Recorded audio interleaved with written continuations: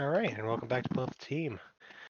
Once again, I am Matt, and we are going to be doing our baseball preseason grading. Today we got the Milwaukee Brewers, which gets to break up a nice 2 day in a row bad teams with a pretty decent team.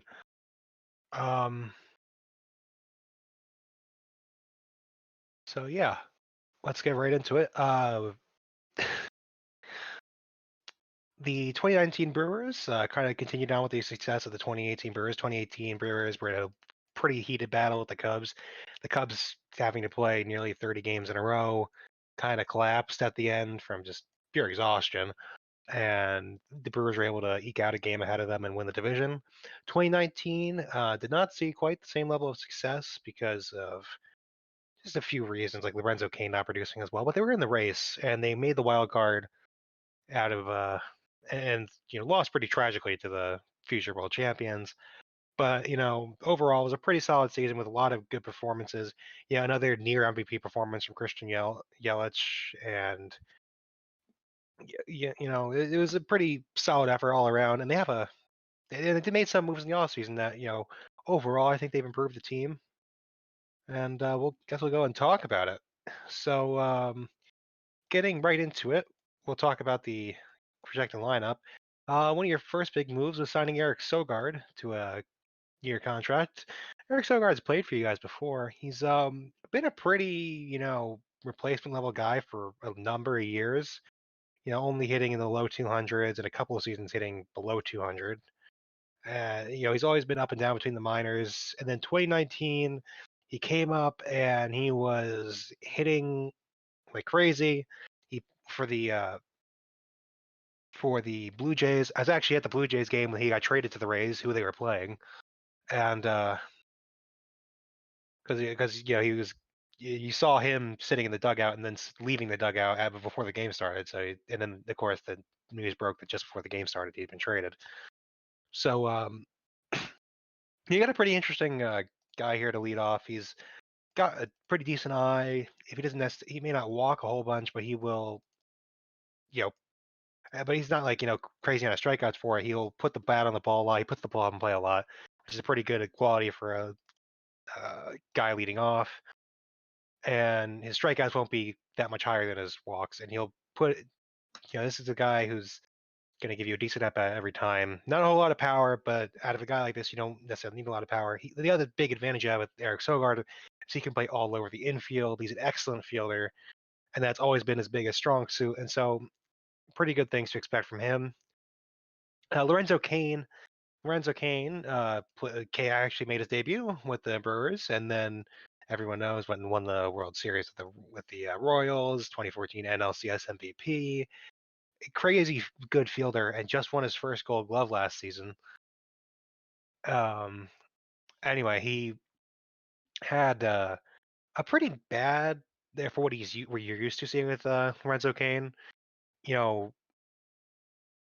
always been a very good hitter, like always hitting around 300 to upper 200s for the last few seasons, including 2018 when he hit 308 and was an all-star. But he got off to a really, really bad start. He did up quite a bit towards the end, but he's also battling with a couple of like small injuries. So he's going to be a guy you really need to focus on because him performing like you're used to seeing him perform would be pretty huge to this team and he's in a couple of years he's already been a fan favorite at Milwaukee. So definitely need to get a better performance out of him. And I think it's something you could expect him to do because he's been so consistent. Why would and he showed himself like his usual self towards the end of the year last year. In your three hole, you have Christian Yelich. This is undoubtedly your best player and one of the best players in the MLB. NL MVP in 2018, near MVP in 2019. Honest to God, like this was the best move of the offseason. You re-signed him to a big contract, and not like the biggest contract, but a pretty solid contract. He wanted to stay in Milwaukee. Milwaukee, isn't known for giving out giant contracts. For a guy who's hit with a lot of power and a huge average for the last two seasons, how are you going to be able to afford to keep this guy? And you guys were able to come to a pretty decent extension.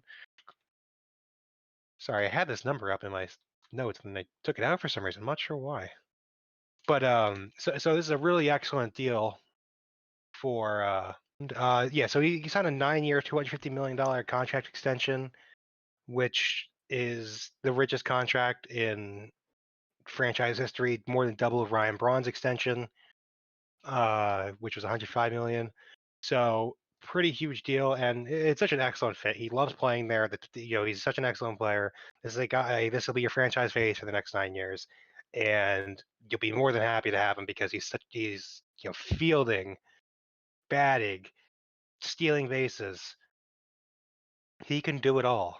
And so there's there's nothing I can really say about him. His game's complete. He's a 5-tool player and he plays like one. And so definitely could be the best player in franchise history by the time his career is done. But so you don't need to worry about that number 3 hole. That's going to be solidly covered by Yelich. Batting projected for your number 4 hole is your second baseman Castanera. Castanera had his rookie season last year, a pretty solid rookie season at that. 303 average, 19 home runs, at only 22 years old in 84 games. Like, pretty good numbers, really high OPS, really good slugging. Big thing for him is that he needs to walk more, or at least strike out less, because he only walked 25 times to 107 strikeouts. 107 strikeouts in 84 games is quite a bit. So he's going to be one to watch out for because he had such a good season. He's projected to be he was one of the best prospects coming up, and he proved himself to be a pretty good prospect. He played really well, and I think he's going to definitely be another excellent. And especially he also has a lot of power, and power at second base is something teams don't have. And power at second base is going to be very important, and so he provides a lot of power to back up Christian Yelich, so he's not the only one hitting lots of home runs. Um, Now you also signed Justin Smoke. Now, here's what I'm not so sure about the projections here. It says Justin Smoke starting, but Ryan Braun also plays first base quite a bit, and it may trade off with Avisail Garcia. So Ryan Braun's obviously not the projected lineup, which I think is a mistake. But I think it's also because Ryan Braun will get put between outfield and first base depending on what's more needed on that day. So um, we'll talk about Ryan Braun in a second. Justin Smoke, not an average hitter. Definitely, very standard for today. Low average, but a decent amount of home runs. Had an okay season with the Blue Jays. Actually, not really good. Didn't have that good of a season with the Blue Jays. Only 208 and 22 home runs. And that Blue Jays game on 2 last year, I was there for that. That was pretty fun. But he walks a decent amount, got some pop, and being in a park like Milwaukee should do good for him. So hopefully he sees a decent performance out of him, but don't expect him to be the regular guy at first base. Definitely expect to see quite a bit of Braun at first base. And depending on how his performance goes, it's wait and see. Next up, you got Avisail Garcia. Avisail Garcia had a career year last year. 2017 set the bar so high for him. He hit 330 and was really tore it up. And in 2018, only 236. Was DFA'd by the White Sox in a very surprising move. The Rays gave him a prove yourself contract that he proved himself, playing 125 games, 20 home runs, decent amount of RBIs, 282 average. Some pretty good stuff. His big problem, like a lot of people, is the strikeout. 31 walks to 125 strikeouts. But his bat is good. His fielding's good. He's a very, very good outfielder. And so you have a pretty solid outfield out there, defensively and offensively. So, and by defense, he's not the fastest guy, but he does have he has a pretty decent arm. So, probably going to be your left fielder since Christian Yelich, I think, plays right field for the Brewers. So, yeah. You traded for Omar Narvaez in the offseason. You picked him up from Seattle. Pretty decent catcher. One of the better catchers in the league. Quiet, having a good couple of seasons because he's been on, the White Sox and then Seattle Mariners. Like, who the hell cared about the Seattle Mariners last season? Everyone knew that their hot start wasn't going to last, and sure enough, it collapsed. But really good, really, really good numbers last year. Like, he's always been like in the 270s, but last year he added more power to it. He was hitting 270s, but also hit 22 home runs as opposed to his previous career high of 9.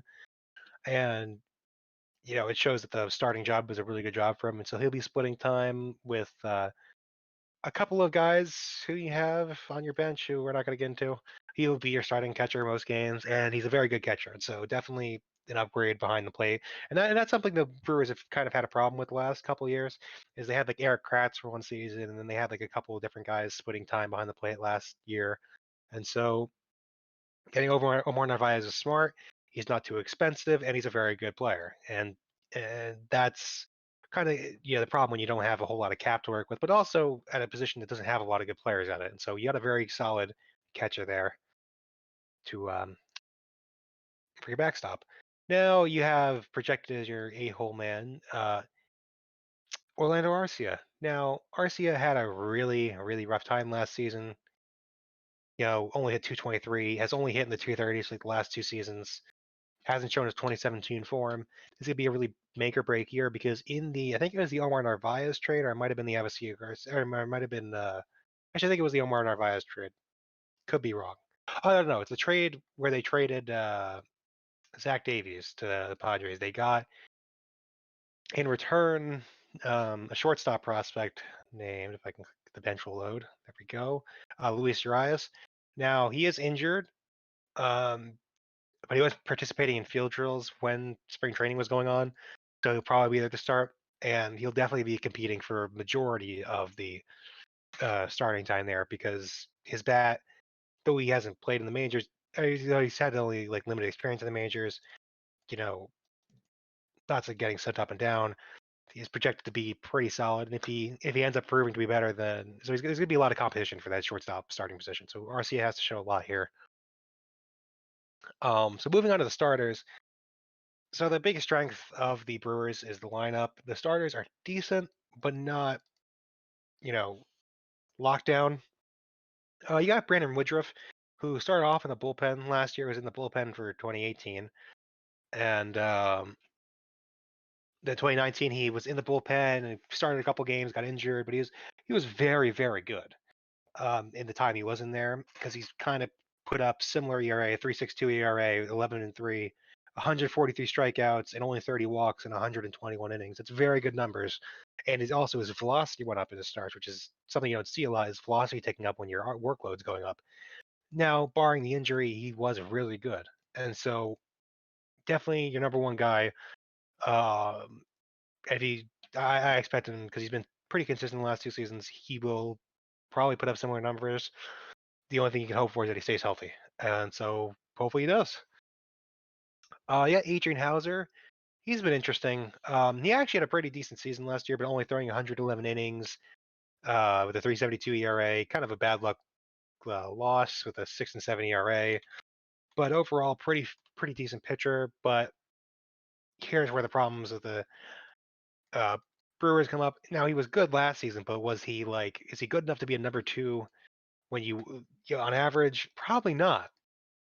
Now, hopefully he puts up similar numbers to last season, but you might lose some pitching duels with him and compared to other number two guys in the league.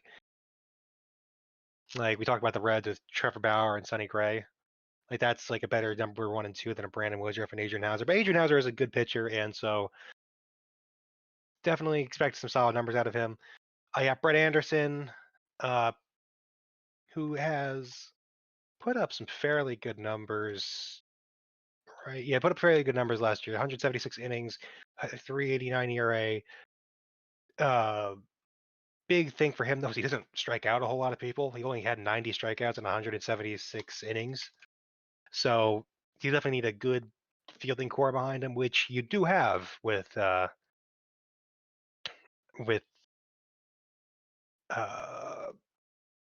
Sogard, and Orlando Arcia does have good fielding, and Keston Hira.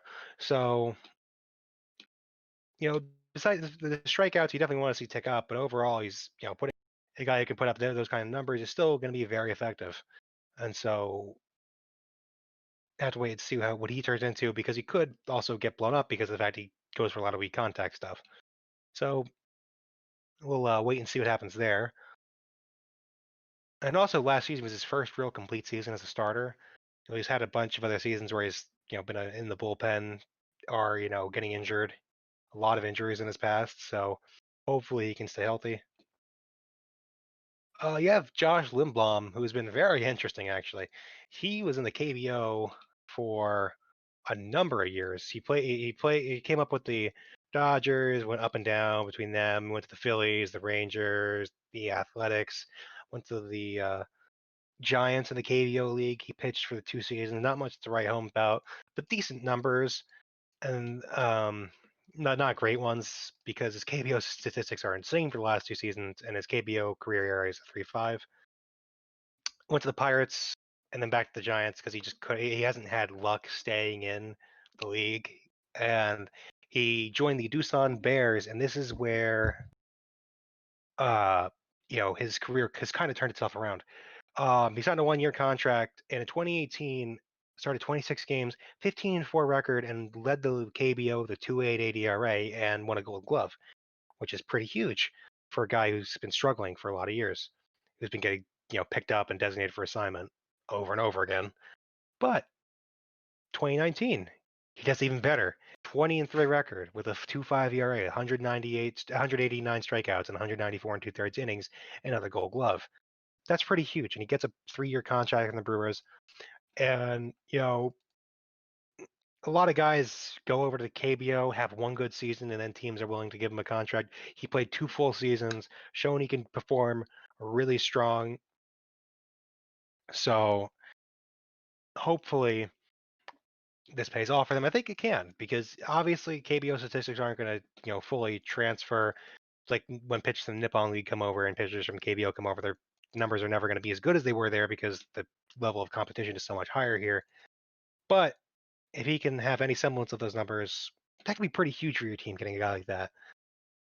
Last up, you have Eric Lauer, who you traded for. Uh, he's 24. He's a pretty big He's 24. He's got a pretty big prospect. When he came up, hasn't had the greatest success in his first 2 seasons with San Diego, and so, but he has a lot of team control, and he can put up decent numbers, and so I think he's definitely a project fifth starter where you can work with him more, spend some time to develop him, and if he develops into a weapon that is was so lauded to be when he was working on coming up. At the end of the day, he's a guy who got called up at 24 years old, which is in only 2 seasons in the minors. Like that's pretty good. So have to wait and see what he turns into. But I think he can definitely be a pretty decent starter in there. So this overall rotation, it's like a bunch of decent pieces. The question is, will these pieces perform like they have been? And once again, they don't have that lockdown, Garrett Cole, Justin Verlander, Jacob deGrom type pitcher. But they do have a very good start on ace in Brandon Woodruff. Moving on to the bullpen. This is where, as the weakness of many team, this is the biggest weakness on the Brewers. It is the Josh Hader show. Now, Corey Knebel ended up getting injured last season had to get Tommy John before the season started, and so he never got a pitch. Now, he had an excellent 2017 and a pretty decent 2018, but he's been really dominant. He's shown really dominant stretches of, pretty with high velocity stuff. So if you can pair him up to be the setup man for Josh Hader, like that'll be pretty huge for your team when he gets healthy. And so you got to really look out to wait and see what happens with him, because Josh Hader, like these numbers are just huge. But the problem is Josh Hader gets used way too much because he's the best pitcher in that bullpen. 2018, 81 innings, 2.43 ERA. 75 innings in 2019, 2.62. Like he can handle a big workload, but at the end of the day, you don't want to use your closer that much. Like you need to give him rest because you see what happens. Like obviously, no one's gonna blame the wild card game on Josh Hader.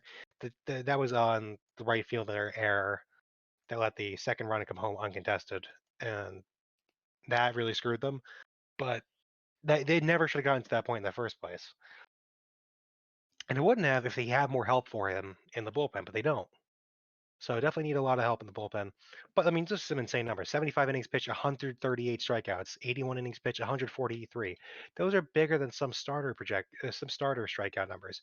Like Brett Anderson, they're one of their starters, who will pitch 100 more innings than Hader. You have some interesting pieces like um, Brett Suter, who was injured for most of 2019, but came up and actually has some pretty decent numbers in limited action. So maybe you'll get something interesting there. You have Alex Claudio, who pitched a lot of innings for you guys. Um, these guys are the exact opposite of Josh Hader and Corey Knebel because they throw really slow, really light, but they will move the ball around. So, but overall, there's like not a whole lot of stuff in this bullpen that just screams really good. Like Corbin Burns pitched 49 innings to an 8.82 ERA last season. That's pretty horrible. Freddie Peralta, 5.29 ERA, and that's your projected uh, setup man. So it's not you got some projects in here. I got David Phelps, who actually had a pretty decent year last year. 3.41 ERA, but only 34 innings. So maybe you can get something out of him. But overall, the bullpen is the biggest issue for this team. And you also have some guys like Shelby Miller who are in the minors who maybe can do something, prove themselves a little bit after having a bunch of really bad seasons. But yeah, so that's really all there is to say about the bullpen. There's just not much to write home. Josh Hader and Corey Knebel are dominant, but that's it. They don't have anything else. The rest there's going to be lots of questions depending on, and you have to wait and see how they perform. So yeah, so if you want to move on to this, so guys to look out for Christian Yelich. It's kind of obvious. He's your perennial MVP candidate. He is awesome. You know, every team wishes they have a guy like this, and he's going to be the best player on your team for the next 9 years. And so definitely the number one guy to watch on that team. Next up, Lorenzo Cain. His fielding is excellent. His batting has been consistently excellent, and he's a lot of fun to watch. He's a big speed guy, and he'll make home run robberies look easy, and so he makes the other aspects of the game, that you don't pay attention to as much, a lot of fun. And so, though he's not going to wow you with the power numbers, his ability to get on base, his ability to steal, his ability to hit for a decent average will be a huge asset to this team. And you want to watch him, see him do better than he did last season. And I think he really will because he's been so good for so long. And one hiccup, and even then, if he could just hit 280 even like that, I think he can do that. So next, Brandon Woodruff, your ace. He's been in mostly a bullpen guy, and like this is a guy who maybe gets a chance to really turn himself in his career into an ace career. Now, obviously, being a full season in the starting rotation will be very different. But I mean, I watched this guy pitch in the postseason and the couple of Cubs games. He throws some pretty nasty stuff. He throws 100 miles an hour, no problem. He will light up your team with gas. And so hopefully he transitions to being a full-time starter very well. I mean, he did a pretty good transition before the injury last year. So hopefully, a big thing for him to stay healthy and proving to fans that no, I really am your ace. And last but not least, Josh Hader.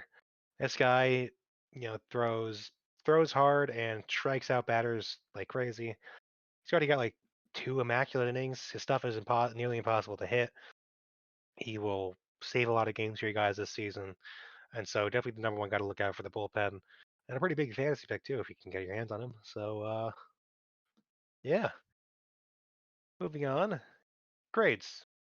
Honestly, the lineup is just like it's super good. There's no real big holes in it.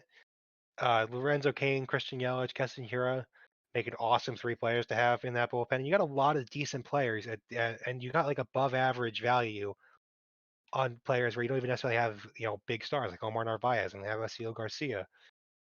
And on your bench you have guys like Brian Braun who's going to. And oh yeah, I forgot to mention you signed Brock Holt. He will be all around that, and he's an excellent hitter as well. And so you guys have a pretty good lineup, and I'm actually going to give you an A- for the lineup.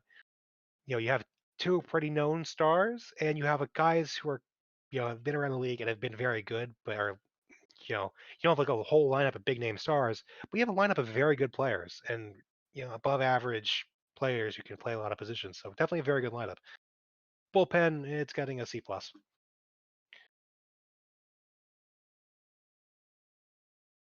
So like I said, Josh Hader, Corey Knebel, but Corey Knebel's injured.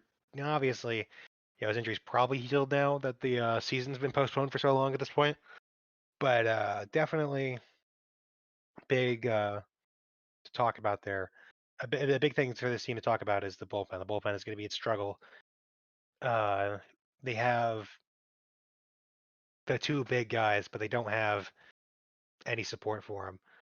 Actually, change. No, we'll stick with C plus because Corey Knebel might not be up, and Corey coming off a big Tommy John surgery, a lot can change. And so, if Corey Knebel comes back and he's not himself, well, then you have Josh Hader featuring a bunch of guys who hopefully can have career years, and you don't want to have to hope on that. Moving on to the rotation. Rotation, it's going to get a B from me. It's good. It's not crazy good, but it's good. It's definitely a good bullpen and a good rotation, I mean. And from all five positions, I think could definitely be pretty solid big league, level pitchers. There's a couple of question marks in there, but overall, I feel like they got a really good, solid rotation. Once again, like a consistent theme with teams like this who don't have, the coffers that teams like the Yankees and Red Sox do.